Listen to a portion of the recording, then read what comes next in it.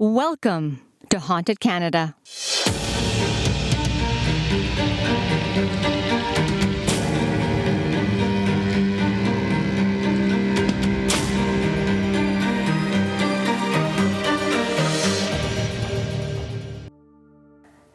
Hi everyone, my name is Nadine, and welcome to episode 6 of Haunted Canada. On this episode, we're going to travel across Canada to visit 3 very haunted locations. First, we're going to start with the Fisherman restaurant in Halifax, Nova Scotia. Then, we're going to talk about the spooky Prince House in Calgary, Alberta. And then we're going to finish off with a very haunted Walker Theatr, now known as the Burton Cummings Theatr, in Winnipeg, Manitoba.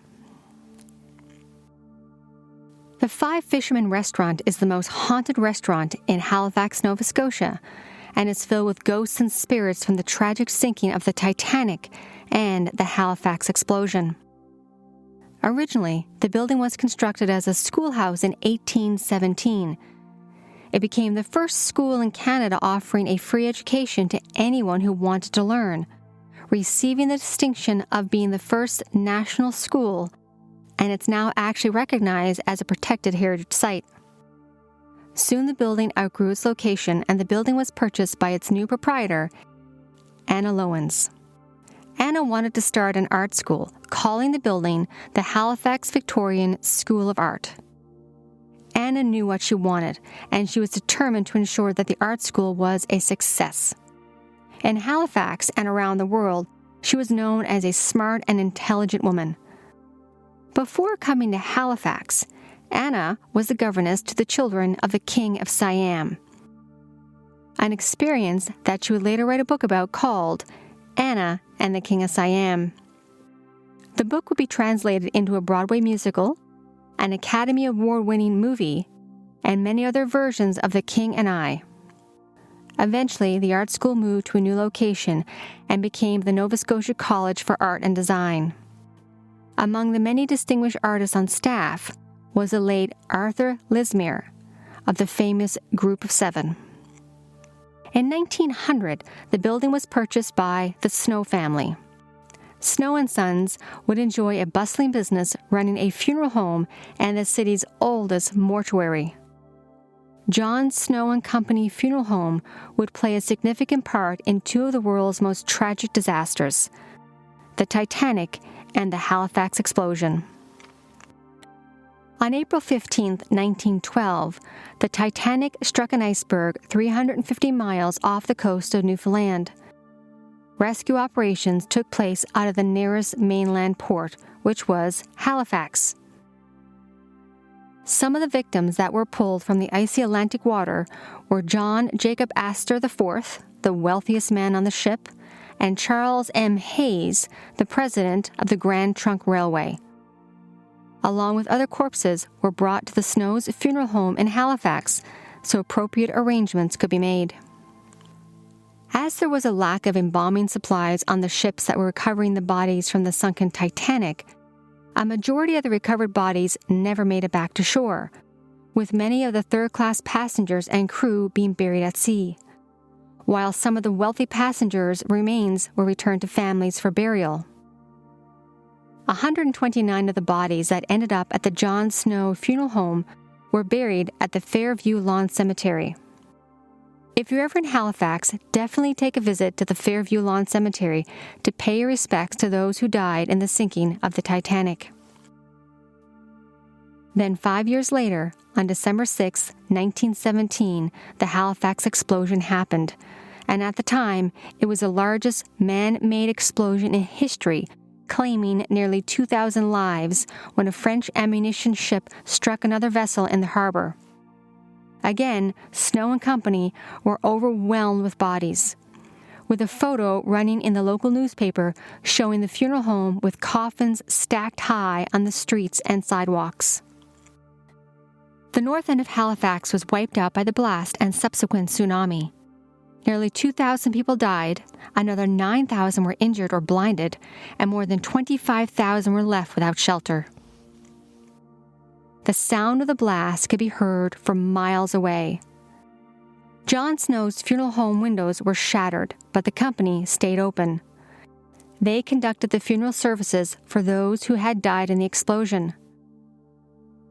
They did 30 to 40 funerals a day, and again, the coffins were piled up high outside the front door and on the sidewalk. In 1975, the Five Fisherman restaurant opened and quickly became known as a haunted restaurant to residents and visitors who added that many ghostly sightings and paranormal activity were happening.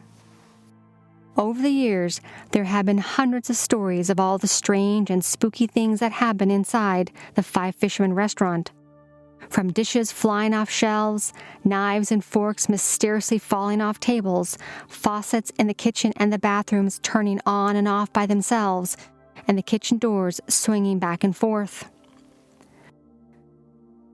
Staff and patrons of the Five Fisherman restaurant always experience cold areas throughout the building, and numerous employees report seeing the ghostly apparition of people standing in the dining room or walking throughout the restaurant. Some employees or late-night guests often hear voices and their names being called as well.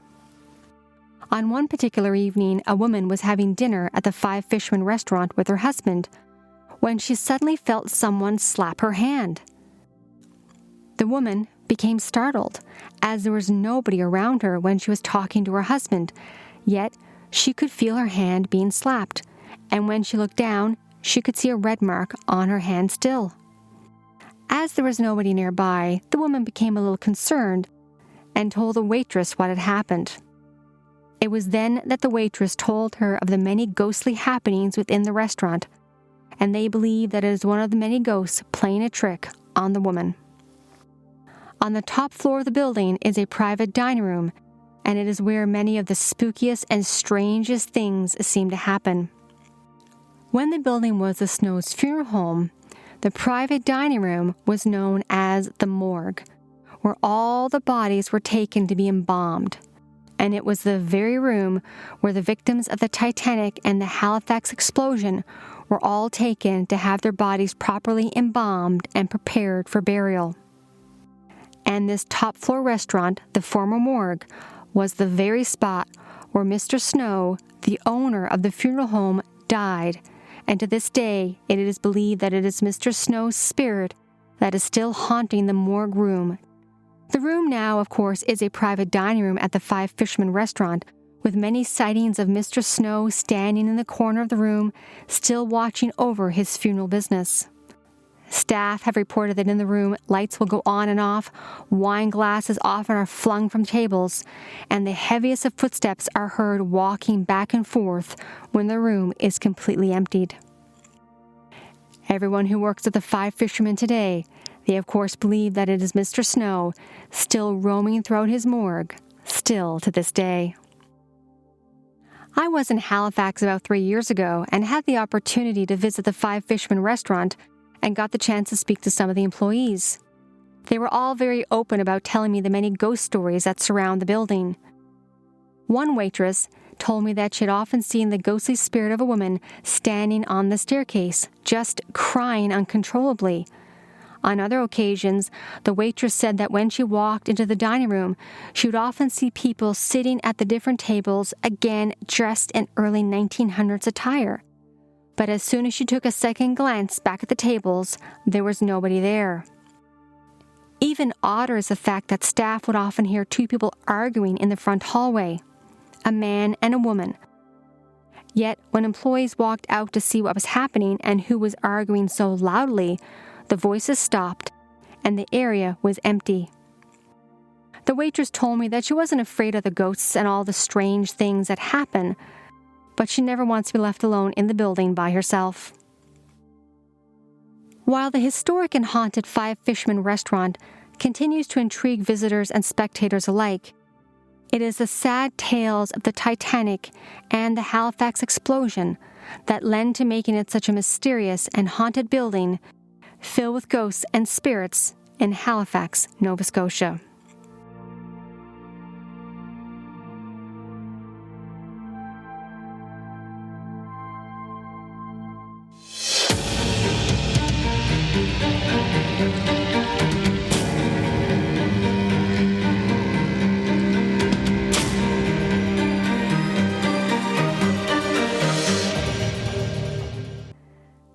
The Prince House in Calgary, Alberta's Heritage Park is said to be haunted by the spirits of the 3 dead wives of businessman Peter Prince.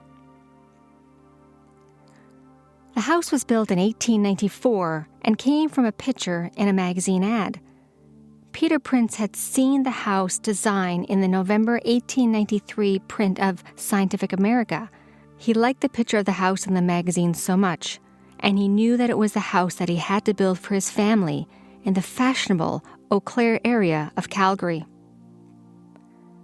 Yet for all the opulence and success in business that Peter Prince had, he suffered great tragedy in his personal life, as within the span of just 9 years, his first 3 wives died in his magnificent home, which became a place of sadness and heartbreak.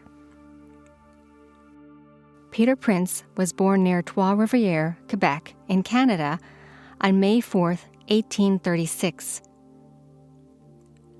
He lived in Ontario, where he learned the millwright trade and lumber business.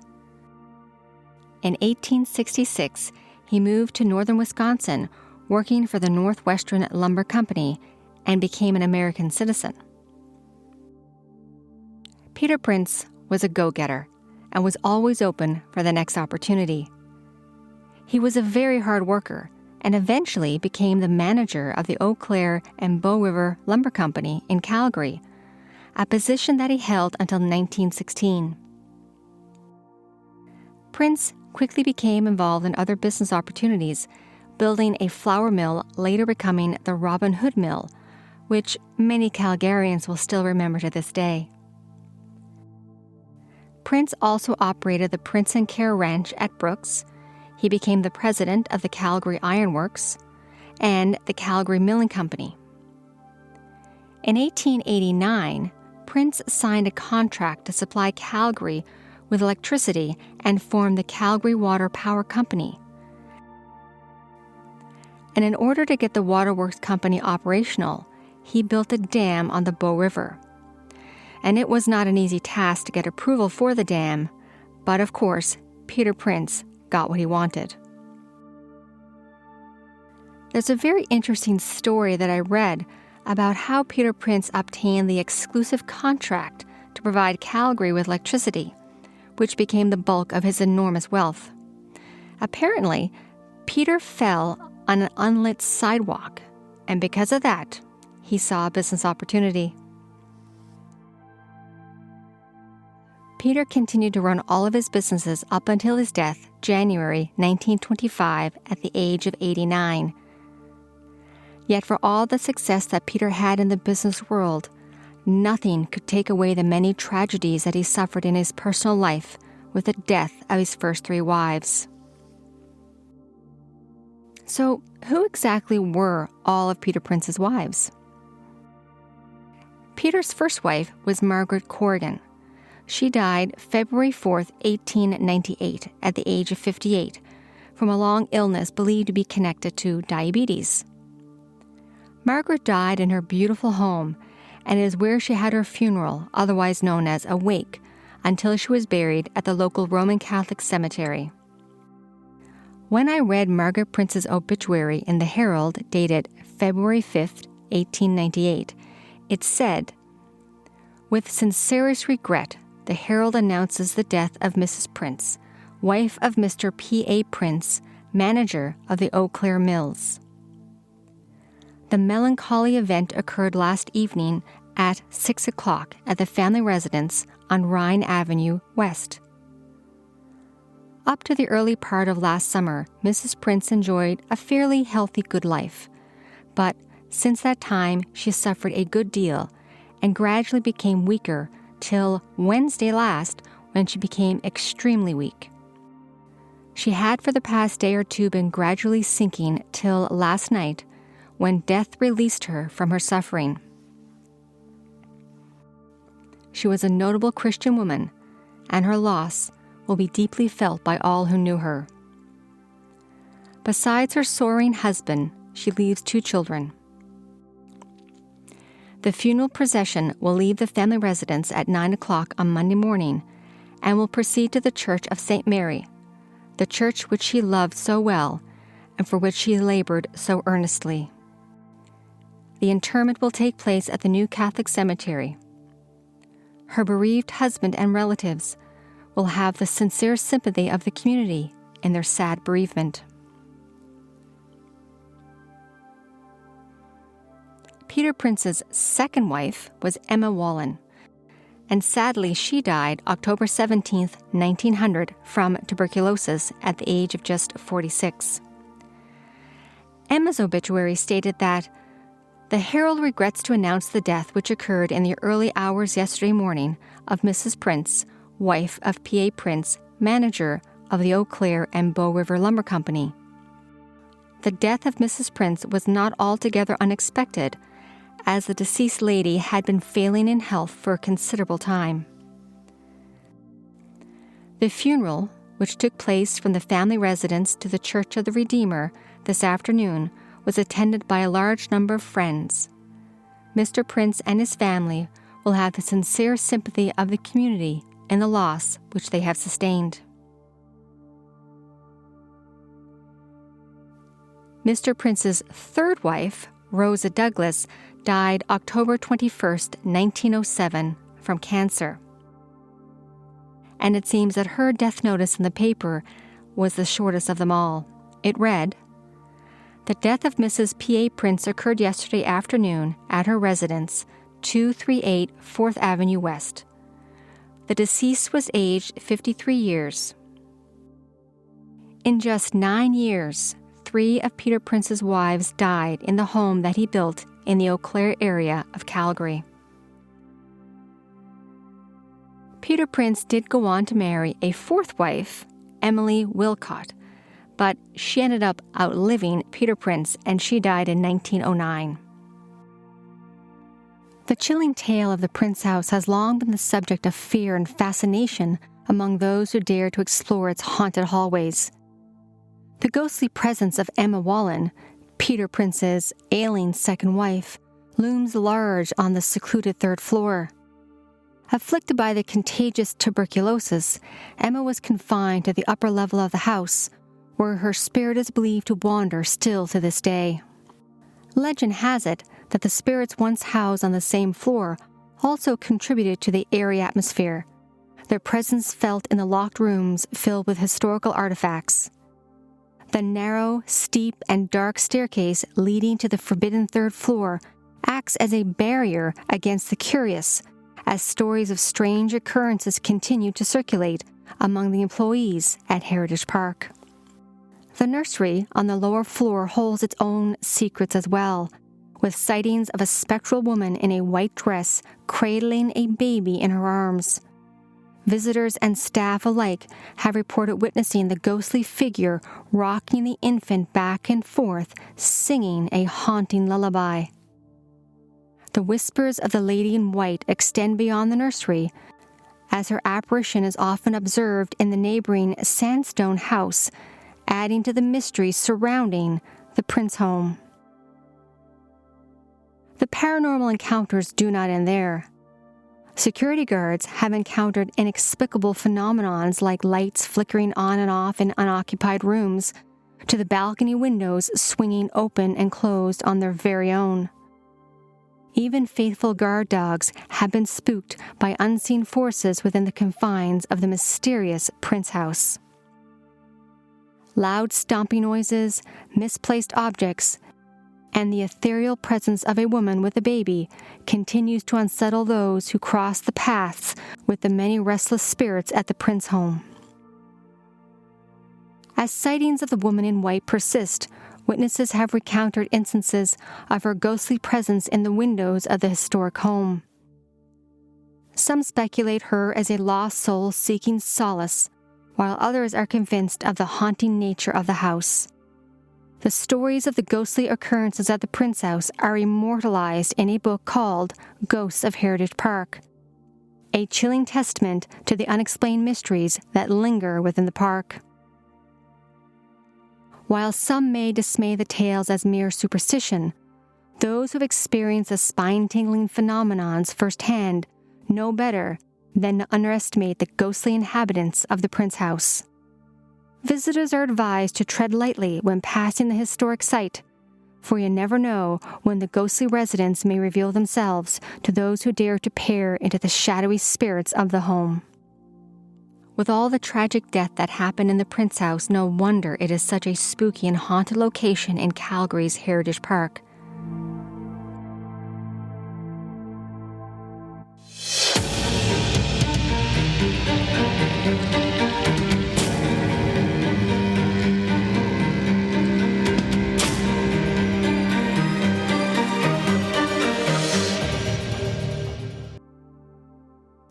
The Walker Theatr, now known as the Burton Cummings Theatr in Winnipeg, Manitoba, is believed to be haunted by two former stage performers who tragically died after their last performance at the Walker Theatr on May 23, 1914. The Walker Theatr, named after its original owner, Corliss Walker, an American-born theatrical agent, is now designated as a historic site opened on February 18, 1907, with the first performance being Puccini's new opera, Madame Butterfly, and it received rave reviews. The theater went on to host the biggest names in show business of the day, including Harry Houdini, Bob Hope, Louis Armstrong, and Jimmy Durant. And if you don't know any of those performers, please take the time to look them up. The theater is said to be haunted by two famous stage actors, Lawrence Irving and Mabel Hackney, a famous acting couple from London, England, who had just completed a successful North American tour with their final performance on the 23rd of May, 1914, at the Walker Theatr in Winnipeg, Manitoba. After Lawrence and Mabel left the Walker stage, they said their goodbyes to Winnipeg. It was noted by the local paper, the Manitoba Free Press, that Lawrence said to the audience that he was departing with only the most delightful memories, and he vowed to return with a show.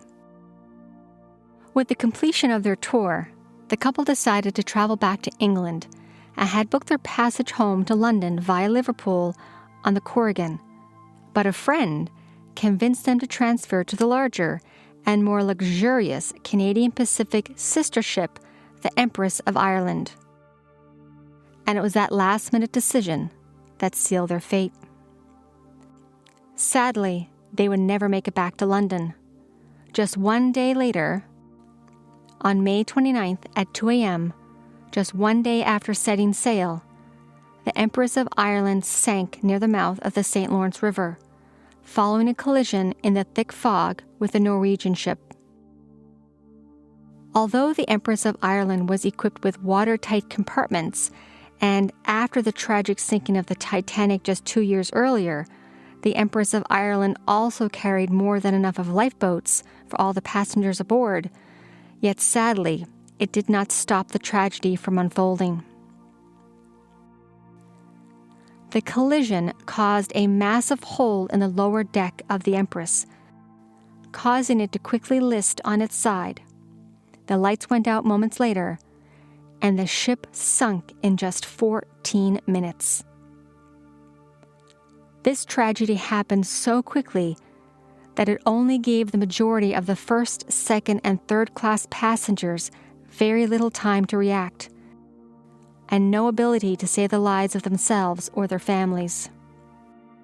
As it was 2 a.m. in the morning, most of the passengers were already asleep, and this contributed to the high death rate, as many passengers drowned in their cabins.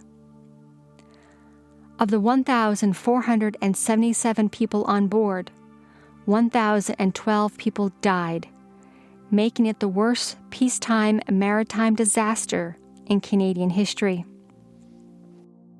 It has been noted that Lawrence was safe as the ship was sinking, but notice that Mabel was in the icy water of the St. Lawrence River, and knowing that Mabel could not swim, Lawrence jumped into the water to try to save her.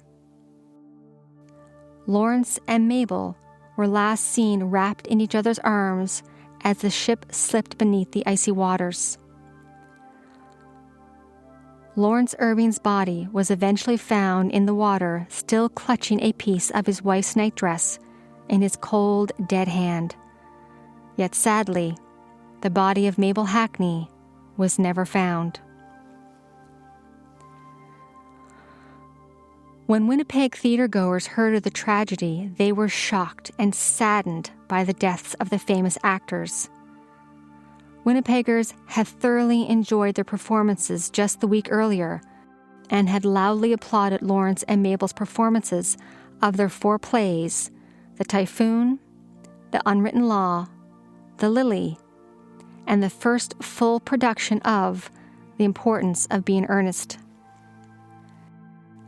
Yet, Lawrence and Mabel apparently kept their promise to return to the Walker Theatre, becoming the theatre's resident ghosts, as they are often blamed for all the strange and haunting occurrences that happen in the building, such as spooky whispers, clapping, and ghostly sightings.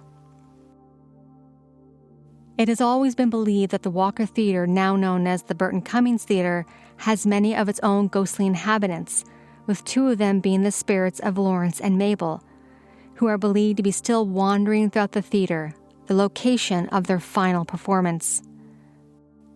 The numerous spooky occurrences, such as clapping heard in the empty auditorium, whispering heard just off stage in the wings, and ghostly sightings. Over the years, stagehands and actors have reported seeing the apparition of a woman rising from the floor. This has frightened so many employees and actors that they will quickly leave the theater. On other occasions, the sounds of someone walking up and down the wooden staircase on the second balcony known as the Gods is often heard. Side lights will go on and off, and on many occasions, actors report seeing somebody or something in the shadows. One interesting story that I came across in my research speaks of an employee who was in the theater many years ago with his dog. The employee was doing his daily checks to ensuring that the lights were off and the doors were all locked. When the employee made his way to the 3rd floor, the dog began to bark and growl uncontrollably. No matter how many times the employee tried to calm the dog down, his dog just continued to get more and more agitated as the employee got closer to one of the rooms that he had to check on the 3rd floor. Yet as the employee opened the door, the dog's barking and growling just suddenly stopped. The dog sat to attention, as if being commanded by an unknown presence. On another occasion, an employee was working alone in the theater, setting up the stage for an upcoming performance, when she began to hear doors opening and closing all around her. The employee knew that she was the only one in the theater at the time, yet she continued to hear the sounds of the doors opening and closing. This gave her such an uneasy feeling that she decided to leave, yet as she began to walk towards the staircase, she saw a hand on the railing. Just a hand, no arm, no person. All she recalls seeing was a single hand on the railing. It was in that moment that she ran out of the building, never to return. She swore to her employer that she would never walk back inside that theater, and she never did again. On other occasions, staff and actors alike have often heard the sounds of clapping coming from an empty auditorium. Over the years, hundreds of performers with many touring companies have said that when they're on stage rehearsing and getting ready for an upcoming performance, as they're working through a scene or working on dialogue, that they can often hear clapping coming from the empty auditorium. While on other occasions, actors have said that when they're finished rehearsing, not only do they hear clapping coming from the empty auditorium, but off in the distance, they can often see a woman sitting in the middle of the auditorium. Sometimes it's reported that the woman is standing up, clapping, and smiling at the actors. Many employees and actors describe the woman as dressed in early 1900s attire. To this day, it is believed to be the ghost of Mabel Hackney, and of course her husband Lawrence Irving, still wandering throughout the Winnipeg Theatre, the last place that they performed and had such happy times. The theater still honors the couple's memory with a plaque. The Walker Theater, now known as the Burton Cummings Theater, has many of its own ghostly spirits still roaming throughout its beautiful building.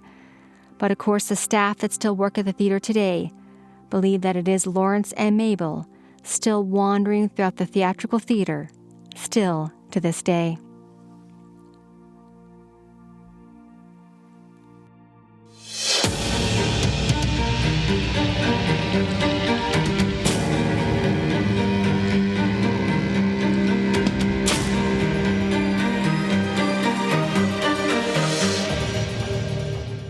Well, everyone, that ends episode 6 of Haunted Canada, and I want to sincerely thank everyone who has listened, downloaded, or shared this podcast with a friend. I truly do appreciate it. If you have enjoyed Haunted Canada, please leave a positive review and a 5-star review as well, and you can also let other people know about this podcast. You can also follow us on Instagram, TikTok, and join our Facebook page. If you have any of your own ghost stories that you'd like for us to cover on Haunted Canada, please email us through our website, hauntedcanada.com. Once again, thank you to every single person who has taken the time to download this podcast and to leave a positive review. I truly do appreciate it. Stay safe, everyone.